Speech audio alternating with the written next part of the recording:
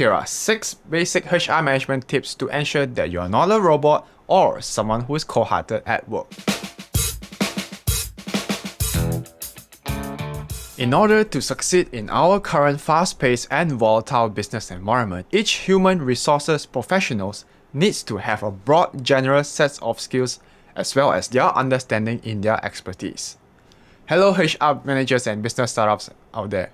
Welcome to Sparkles Express, where we'll provide you tips and insight on how to level up your HR game. The first tip is to communicate regularly. Every profession relies on effective communication, but HR is particularly depending on it. To keep track of everything and ensure that the whole operation runs smoothly, you must frequently communicate with your team and the rest of your company. While this is one of the simpler HR pointers, having a strong connections to others through regular meetings and an open door policy for communication and feedbacks goes a long way in identifying what and who you should focus on. Number 2 is to stay organized. Achieving and keeping yourself organized is crucial to succeeding as a HR professional. Whether you are managing your physical or digital workspace, take the time or even just half an hour or once a week to organize your to-do list, organize your resources, and manage your inbox.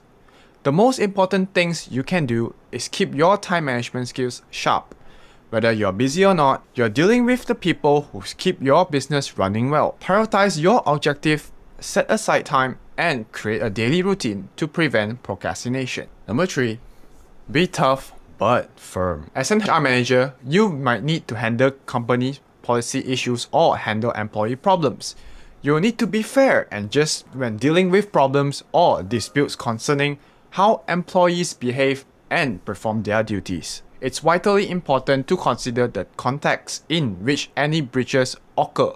Remember, the human in human resources. While you are not prevent from enforcing company policy, you must be able to identify and reprimand any miscreants as to whether or not they are acting properly. A manager with lots of authority is as significant as a worker at the bottom of the ladder. So if someone is actingly inappropriate, you should know when and how to penalize them. If you don't, you'll not only lose your own authority, but your company will become a disorganized mess of opinions and approaches, which will only confuse and drive away your customers and your employees. Which will lead us to the next point.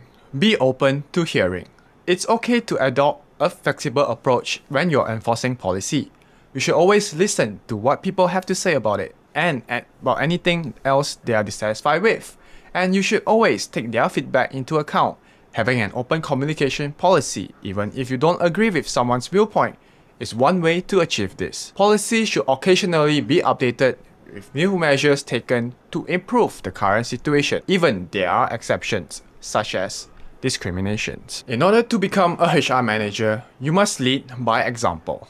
It is just as important for you to adhere to your company rules as anyone else, if not more so, in order to set an example for your colleagues. Leading by example is difficult, but setting an example may serve as a template for your employees and other employees. It is difficult, but it is not impossible.